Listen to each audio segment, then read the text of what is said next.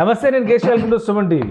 Work from home లేదా ఇంటి నుంచి పని చేయడం, ఇది కేవలం సాఫ్ట్వేర్ ఉద్యోగులకే పరిమితం అనుకుంటే పొరపాటు. దీన్ని ఇంట్లో ఉండే మహిళలకు కూడా వర్తింపచేయాలని ఆంధ్రప్రదేశ్ గవర్నమెంట్ ఆలోచన చేస్తుంది. కొద్దిగా ఆసక్తికరంగా ఉంది కదా. దీని డీటెయిల్స్ తెలుసుకునే ప్రయత్నం చేద్దాం. మనతో పాటు సుబ్రహ్మణ్యం గారు, అనలిస్ట్ ఉన్నారు. సుబ్రహ్మణ్యం గారు నమస్కారం. నమస్కారం సార్. కోవర్కింగ్ స్పేసెస్ గురించి విన్నాము. తర్వాత కరోనా టైంలో వర్క్ ఫ్రమ్ హోమ్ పూర్తిగా బాగా ఫేమస్ అయింది. క్లారిటీ వచ్చేసింది అందరికీ. ఇంట్లో ఉండే ఏంటనేది విషయం. ఆఫీస్లో అయితే 8 గంటలే, ఇంట్లో అయితే 12 గంటలు, 24 గంటలు తోడనే అభిప్రాయం వచ్చింది. సో ఇప్పుడు ఏపీ గవర్నమెంట్ కొత్తగా ఇంట్లో ఉండే మహిళలకు కూడా ఉపాధి మార్గాలను జనరేట్ చేసేటువంటి క్రమంలో ఈ కాన్సెప్ట్ని విస్తరించాలి.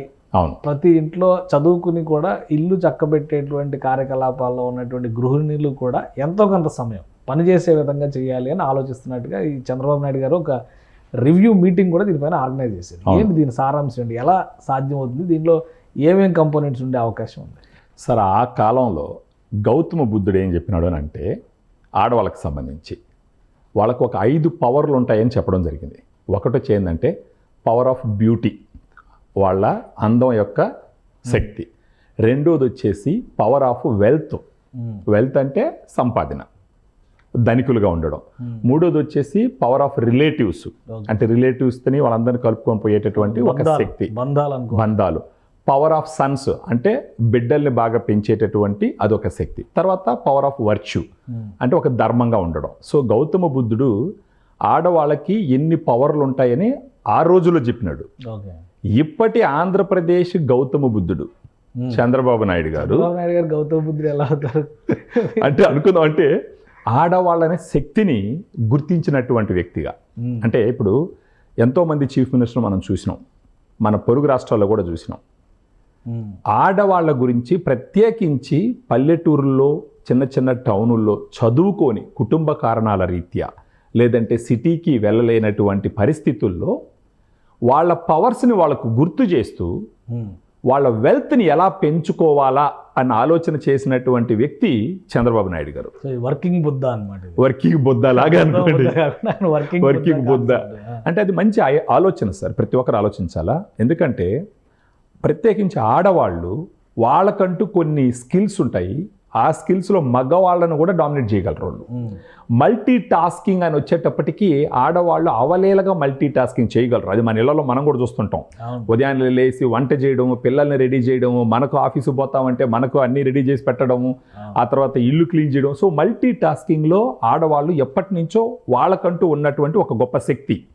అది గుర్తించినటువంటి చంద్రబాబు నాయుడు గారు ఇప్పుడు ఏం చెప్తున్నారంటే, చదువుకొని కొన్ని కారణాల చేత ఇళ్ళకే పరిమితమైనటువంటి ఆడవాళ్ళని వాళ్ళకి ఏదన్నా ఒక ఆపర్చునిటీ క్రియేట్ చేసి వ్యాపార కార్యకలాపాలకు సంబంధించిన వాటిలో వాళ్ళని గాన పాల్గొనేటట్టు చేస్తే గనక మొత్తం రాష్ట్ర ఎకానమీ మారుతుంది.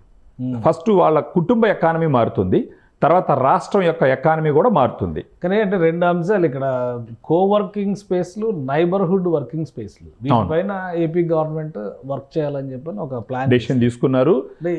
ఎట్లా ఇప్పుడు ఆంధ్రప్రదేశ్లో ప్రస్తుతం జరుగుతున్నటువంటి కార్యక్రమాలు చూస్తే, అవును, రాజధాని నిర్మాణం కావచ్చు, పోలవరం నిర్మాణం కావచ్చు, ఇవన్నీ కూడా ఫిజికల్ యాక్టివిటీ ఉండేటువంటి అంశాలు. అవును, ఇప్పుడు coworking spaces, neighbourhood working spaces ఇట్లాంటివి క్రియేట్ చేయడానికి పాసిబిలిటీస్ ఉన్నాయి. అవకాశం ఆ రేంజ్ లో వర్క్, అసలు ముందు ఆర్డర్స్ రావాలి కదా, వర్క్ ఆర్డర్స్ అనేవి ఉండాలి కదా.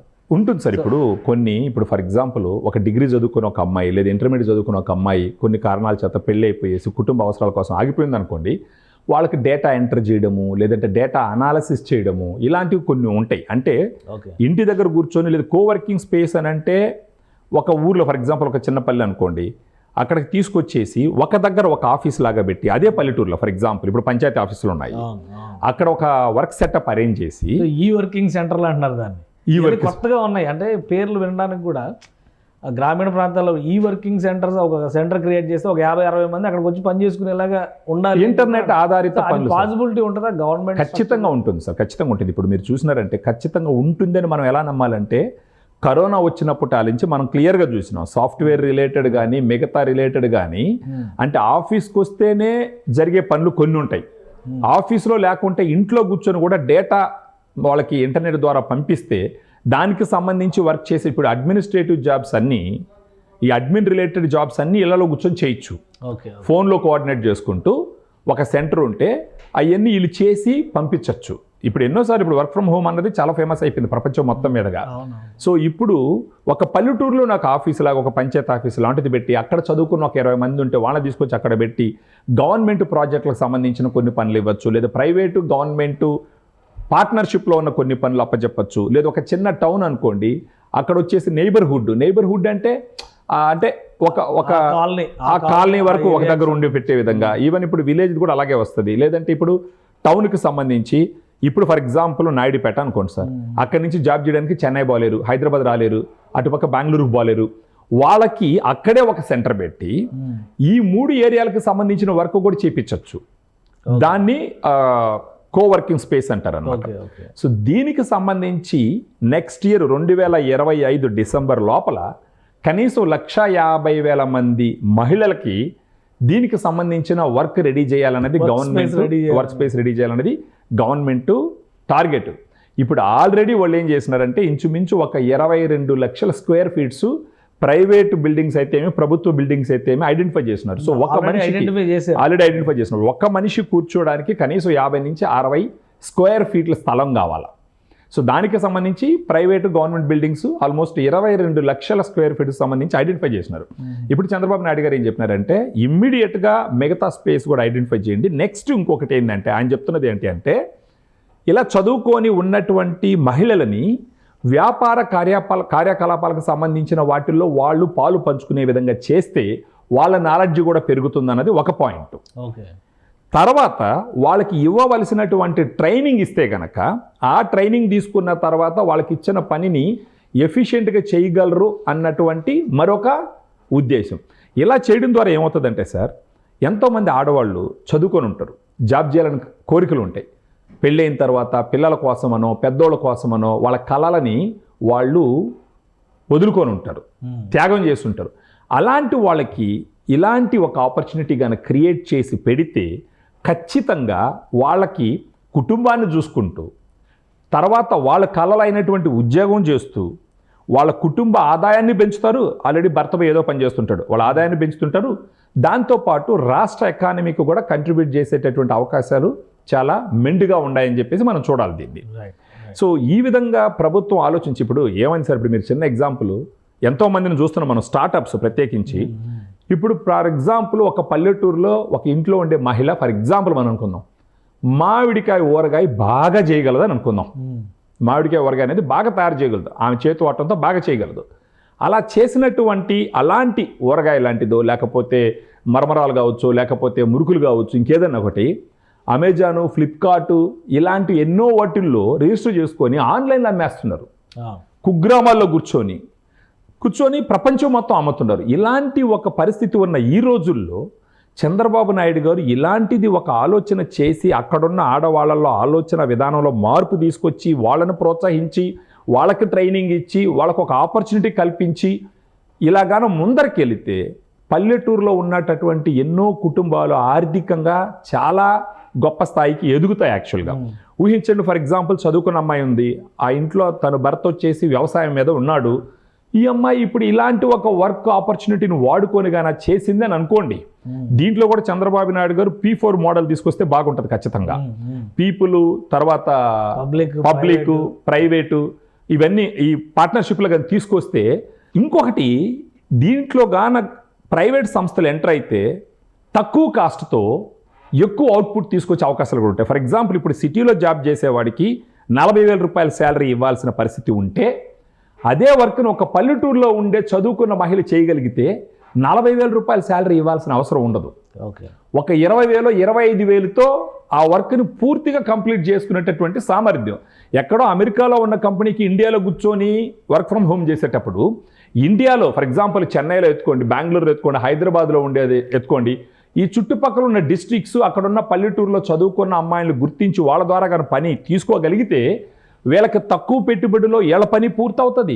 ఆ 20-25 వేలు పల్లెటూరులో ఉన్న ఆడవాళ్ళకి జీతంగా ఇస్తే ఆ జీతంతో అక్కడ వాళ్ళు ఇంటి బాడుగులు అయ్యి కట్టాల్సిన అవసరం ఉండదు. ఆ 20-25 వేల రూపాయలు పల్లెటూరులో ఉండే 5,000 రూపాయలకి వాలంటీర్లుగా చేరి పిచ్చిగా తిరిగినారు సార్ జనాలు ఈదులమ్మడ. గత ప్రభుత్వంలో 5,000 రూపాయలకి సో అలాంటిది ఇలాంటి ఆపర్చునిటీస్ పరంగా గాన గవర్నమెంట్ సీరియస్గా ఆలోచించి ప్రైవేట్ వాళ్ళని పార్ట్నర్షిప్ చేసి గాన ఒక గ్రేట్ లెవెల్లో కానీ దీన్ని తీసుకెళ్ళగలిగితే మన రాష్ట్ర ఎకానమీ ఎక్కడికో పోతుంది. అప్పుడు ఏమవుతుంది, చంద్రబాబు నాయుడు గారు ఒక మాట చెప్పినారు, ప్రతి ఇంట్లో ఒకరు ఉద్యోగస్తుడు ఒకరు వ్యాపారస్తుడు ఉండాలని, ఒక ఎంటర్ప్రీనర్ ఉండాలా, ఒక ఉద్యోగం చేసేవాళ్ళు ఉండాలని. ఇలా ఒక చదువుకున్న మహిళ ఇంట్లోనే ఉండి ఉద్యోగం చేస్తే తను భర్త ఒక వ్యాపారం చేస్తున్నా కూడా ఇంట్లో పిల్లలను చూసుకోకూడదు, భర్తను చూసుకోగలదు, అక్కడ ఉన్న అత్తమామను చూసుకోగలదు, డబ్బులు సంపాదించగలదు ఇంట్లో కూర్చొని.